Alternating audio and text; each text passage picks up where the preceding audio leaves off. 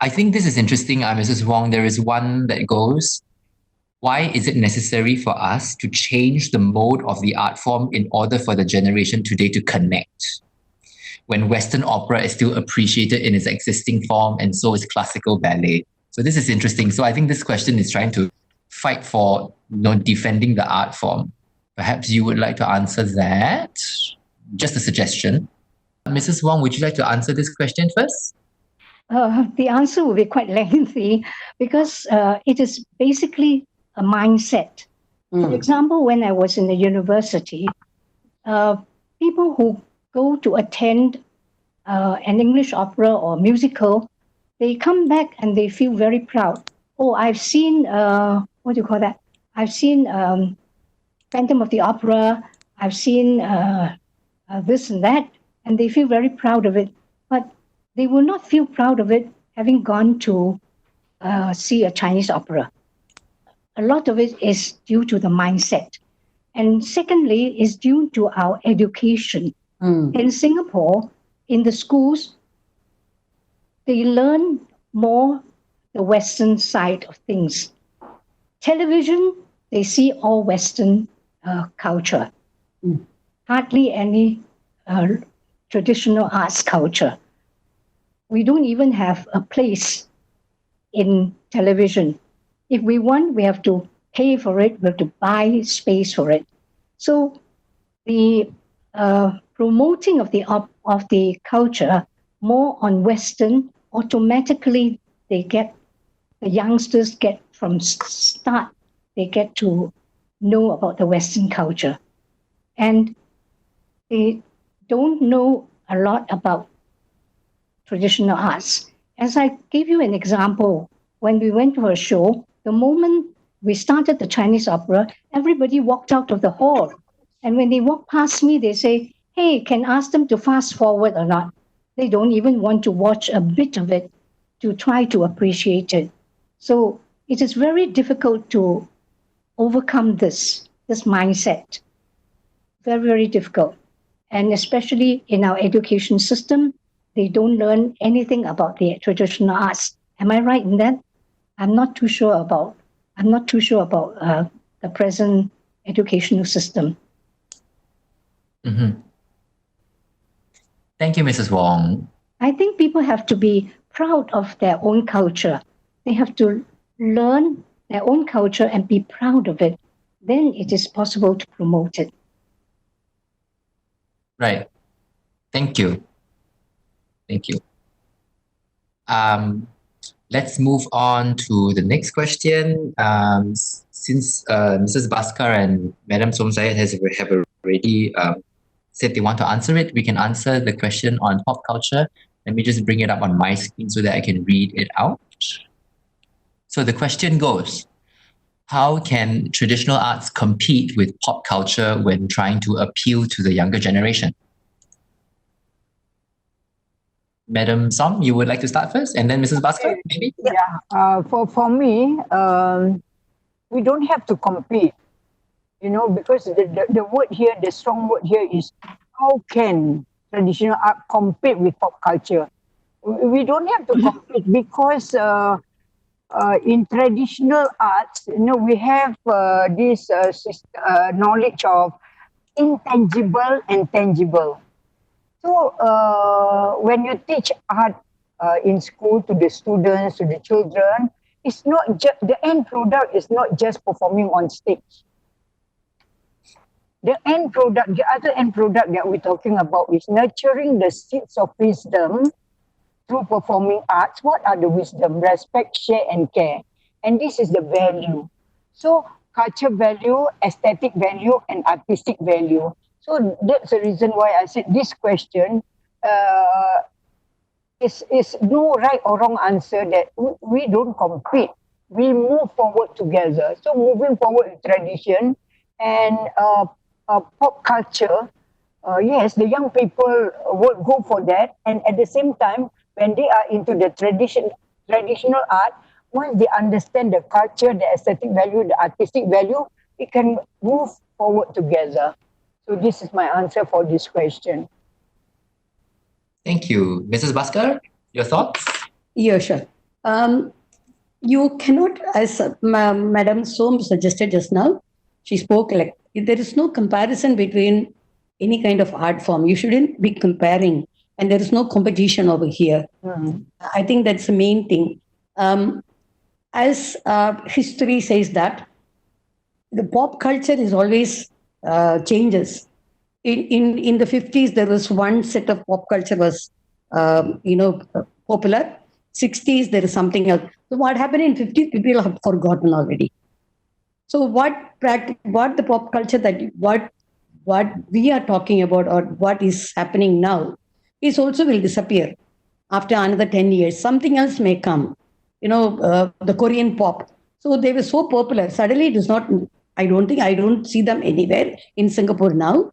I mean, of course, the Korean drama is being seen. A lot of people would like to watch. So this pop culture is always like, it is, how do I say, it's like a tasting something that is like a food taste. I like to taste now, which I'm not very happy about it. Maybe a spicy food. I may taste it like the spicy food, but tomorrow I may not like it because it's not good for my digestion. I may get sick. Similarly, but traditional arts are not like that. It is a heritage. It is something that, like Madam Som said, tangible and intangible, and it is being practiced by generation and generation of people. It didn't start overnight, like pop culture started. Wow. And you need to know the history of pop culture also. It is an African pop. If I'm right, it came from Africa. Their body language become a pop culture. If I do not know whether I'm right or wrong, which I feel, because they started expressing their frustration. So that became a culture. But traditional arts are not like that. They're our heritage, as I mentioned earlier, is our roots. And it will be preserved by either me or somebody else after me or before that, afterwards, or in future. Somebody else will be there to preserve those and to practice those traditional arts. So you don't need to compete with anybody. No art form can compete because they all have their own different flavors. I also like pop. I like to watch pop. Hip hop. I know that it's a very complicated dance form, hip hop dance. I cannot compete my Bharatanatyam with hip hop. There's no comparison necessary. They all have their own flavors. Like traditional arts is much more touching the soul. That it's my soul touching the art form. I become the dance. So I think pop culture is not that. It doesn't touch your soul. It is just momentary. You enjoy that and that's it. But traditional arts will make you to think. You go back and think about it. At least some few audience may go back and think about what did I see today? What did they mean by that? There's a meaning in everything. And pop culture do not have that. Like it is just like it is entertainment and dance arts for the soul is very different. So you don't have to compare at all. That's my view. Thank you. I am seeing another question here. Let me make it active so I can share it with you all on your screens. So I think for me, the main part of the question is, do you think the traditional arts should be fused with contemporary elements or should it retain its cultural heritage? It's a very difficult question. Only because it assumes that heritage sits outside of the contemporary times, which is strange. But I mean, that's my view. I feel culture is a very recent thing. Culture is the today, and the today becomes yesterday. So it's a very strange question that the person asking would always want to assume that the word culture always is a yesterday thing, as if today is not culture. They thought it's stagnant. But that's my view. And what are your views on this? In fact, we are always evolving with the times. But evolving with the times, we must still retain the cultural heritage. We mustn't go haywire. Like just now, I gave an example of China. Someone did those digital war games, did it in Chinese opera form. And when you look at it, you can see digital war game type of figure on the stage. You can also see a lot of the cultural heritage, the Chinese opera elements there. That's why I wanted to bring that show to Singapore, to show the youngsters that Chinese opera is not stagnant. It's evolving. You like digital war games? Here it is, but you can see it Chinese opera style. So it is possible, but a lot depends on the one who is creating it to make sure that you can retain the contemporary element as well as contain the traditional element, the cultural heritage. So it's not an easy task. Yeah. For me, I go back to my production that I did every year to production. So for this question, you can do it both fused with contemporary element based on the production that allows you to do, and at the same time you can also have a production that is to retain the cultural heritage. Here we always use the word pure art, and fused with contemporary. So this is where the word moving forward with tradition comes about. So yes, go ahead while you preserve your culture through dance foundation and so on and so forth. At the same time, at another platform, yes, go ahead, fuse it with contemporary, and you have the ability to create, but holding on to your roots. So the answer for me is both. You can do simultaneously, side by side. Mrs. Bhaskar, do you have any thoughts? Yeah. It is up to the creator what he wants to do.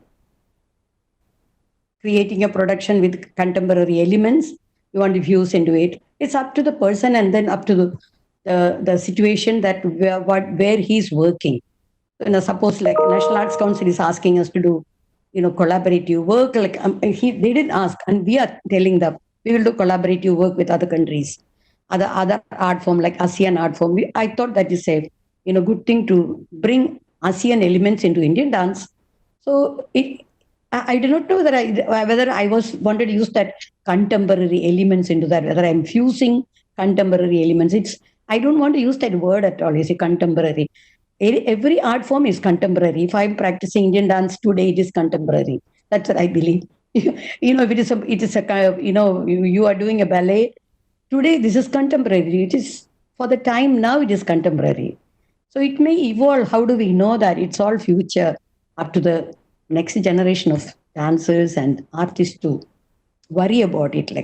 And we have been, as Mun Wai said earlier, we three have been here practicing only traditional arts, and we are here, existing. So I'm sure there will be more people like us, the future generation coming forward and then practicing only traditional arts. At the same time, they are using contemporary elements into their work. It's up to the creator that what they want to do.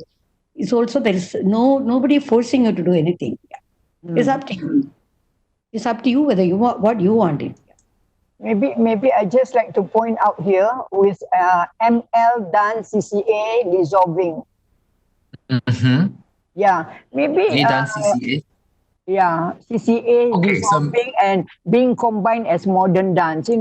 Nothing much that we can do, because I always feel that this is a choice of students, what they want. They have a choice to choose. But then again, Singapore is not a positive nanny state. Nanny state as in, do this, everybody will do.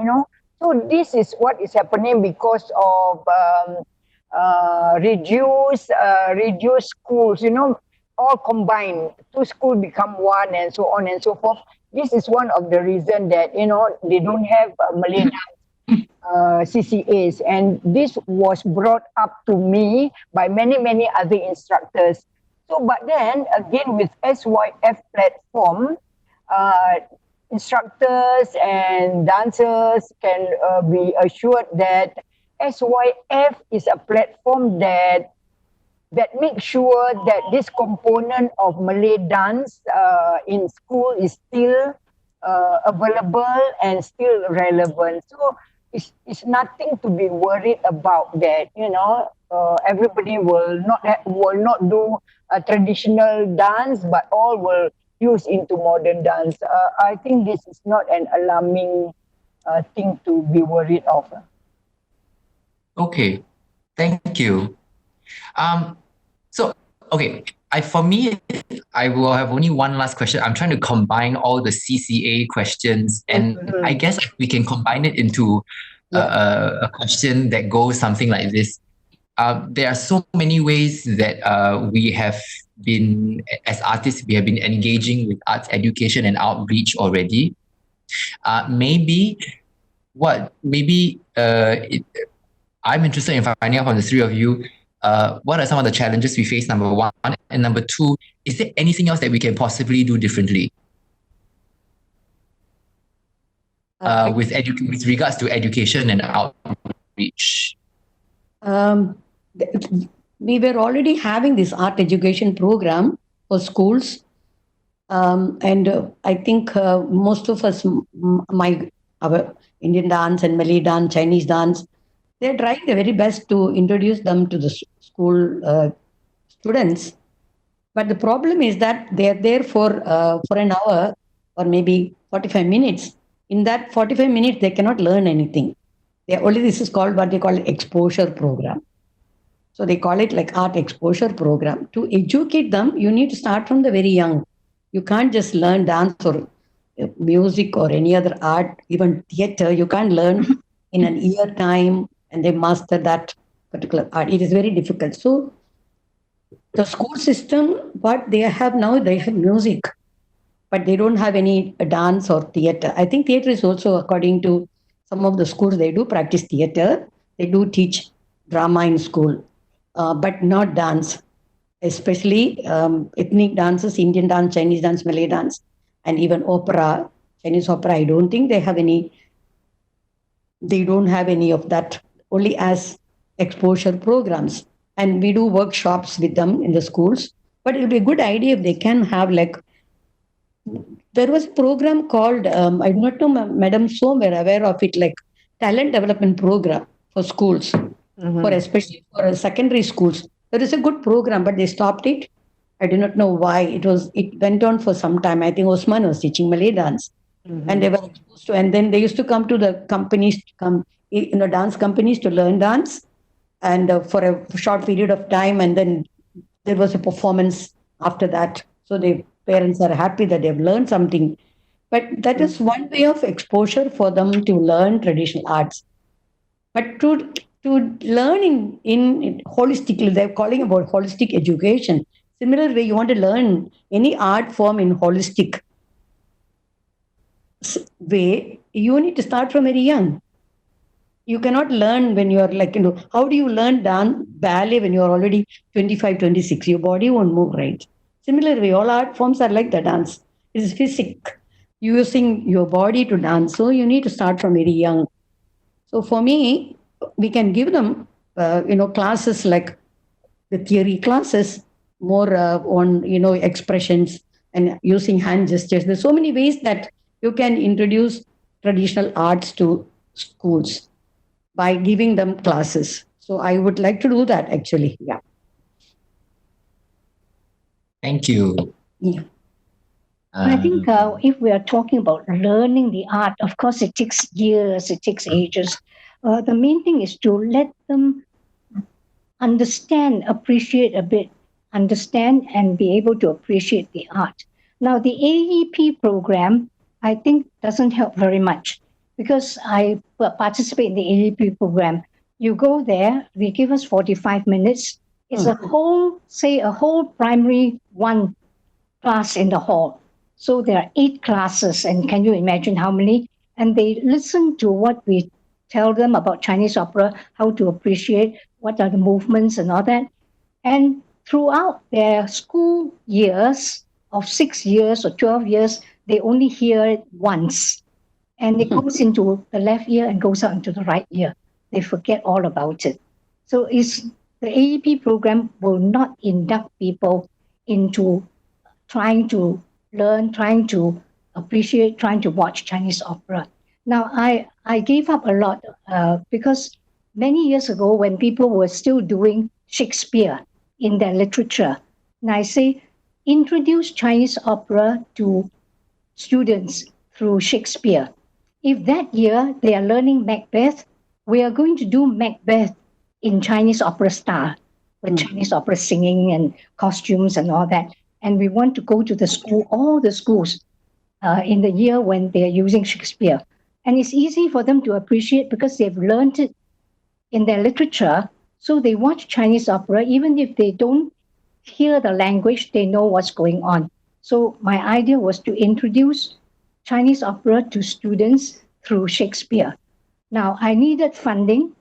I went to that time was Ministry of Culture, not yet NAC, and I approached them and I said, "Can Ministry of Culture, together with Ministry of Education, support this program because we really need funding?"